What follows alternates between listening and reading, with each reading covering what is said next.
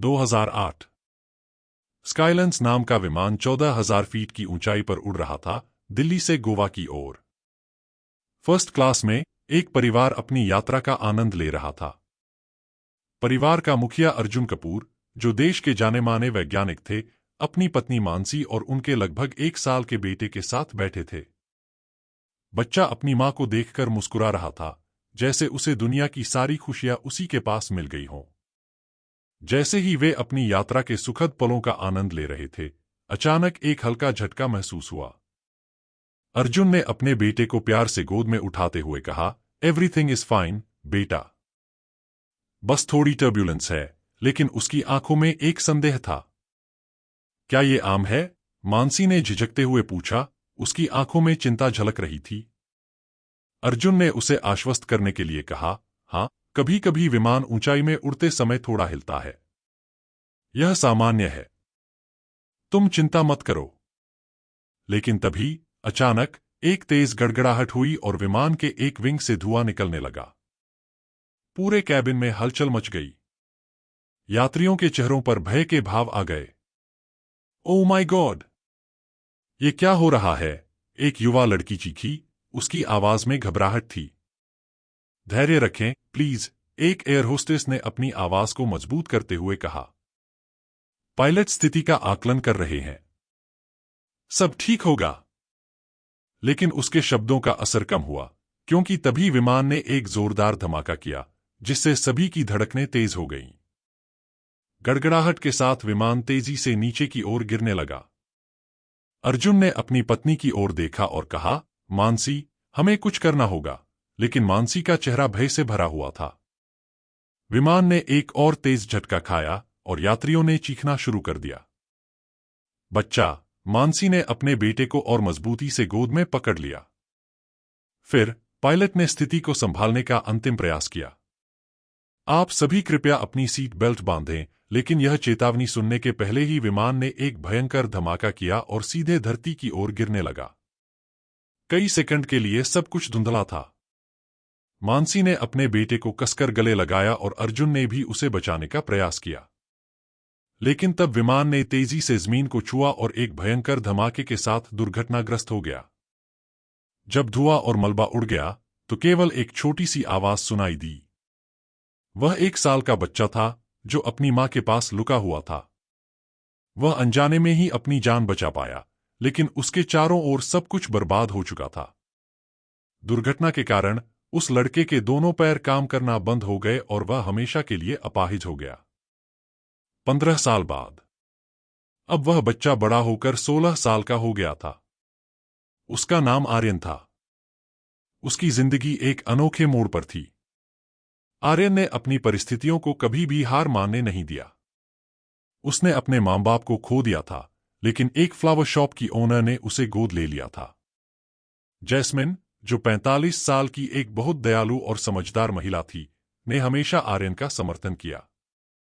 उसने कभी शादी नहीं की, लेकिन उसने आर्यन को अपने बेटे की तरह प्यार दिया। वह एक सच्ची मां की तरह उसकी देखभाल करती थी और उनके बीच का रिश्ता बेहद गहरा था। घड़ी में सुबह 8 बजते ही आर्यन अपनी व्हील चेयर के साथ स्कूल जाने के लिए तैयार था। तभी जैस्मिन उसके पास आकर मुस्कुराते हुए बोली, so, are you ready for school? Aryan ने उसकी ओर देखा और कहा, yes, I am ready. Jasmine ने आर्यन को देखा और कहा, चलो, हम जल्दी करते हैं। मुझे तुम्हें स्कूल छोड़ने के लिए गाड़ी निकालनी होगी। उन्होंने एक हल्की सी मुस्कान के साथ आर्यन का हाथ पकड़ लिया और दोनों बाहर की ओर बढ़ गए। जैस्मिन की गाड़ी एक पुरानी मारुति अल्टो थी, जो अच्छे रखरखाव के साथ अब भी शानदार थी। उन्होंने गाड़ी के दरवाजे खोले और आर्यन को प्यार से उसकी व्हील चेयर में बिठा दिया। फिर खुद ड्राइवर की सीट पर बैठ गईं और गाड़ी स्टार्ट कर दी।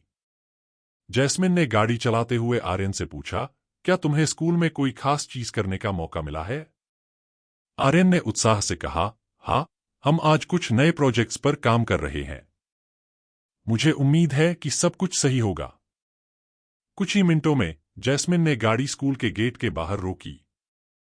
उन्होंने गाड़ी की ब्रेक लगाई और मुस्कुराते हुए आर्यन से कहा, गुड लक, मेरे बेटे।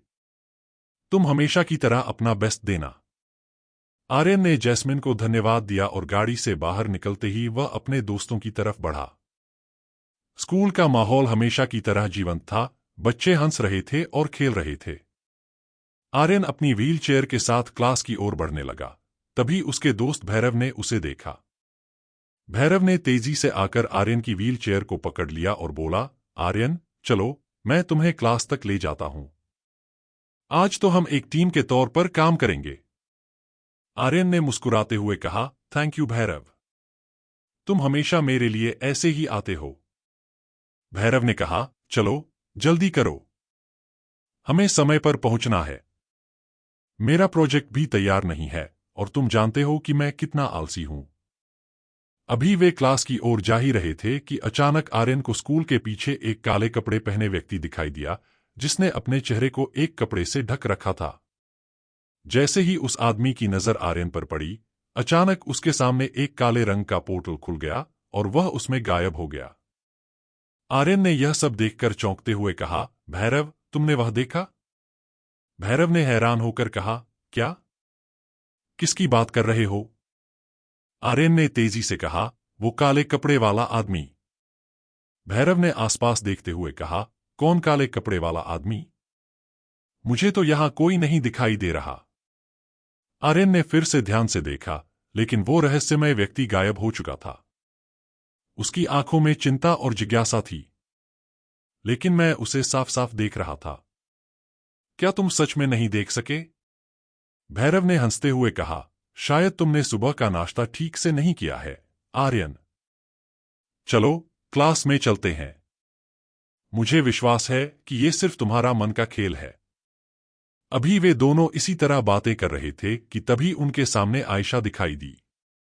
आयशा एक खूबसूरत लड़की थी, जिसकी लंबी काली चोटी और चमकती आंखें सबका ध्यान खींच लेती थीं। उसके चेहरे पर एक मुस्कान थी जिसकी वजह से कुछ पल के आर्यन आयशा को देखता ही रह जाता है। दूसरी ओर, एक अंधेरी जगह पर, जहां पर आदमखोर ड्रैगन हवा में उड़ रहे थे, अचानक एक काले रंग का पोर्टल खुलता है। उसके चारों ओर अंधेरा छाया हुआ था और ड्रैगन अपनी भयानक आवाज में दहाड़ते हुए एक दूसरे को चिढ़ा रहे थे। वातावरण में एक घातक सन्नाटा था, जिसे केवल ड्रैगन के खौफनाक स्वर ही तोड़ रहे थे। पोर्टल से बाहर एक रहस्यमय आकृति प्रकट होती है, जिसका चेहरा अस्पष्ट था। उस आकृति ने काले कपड़े पहन रखे थे, जो उसके शरीर को छुपाते थे, और उसकी आंखों में एक अद्भुत शक्ति थी।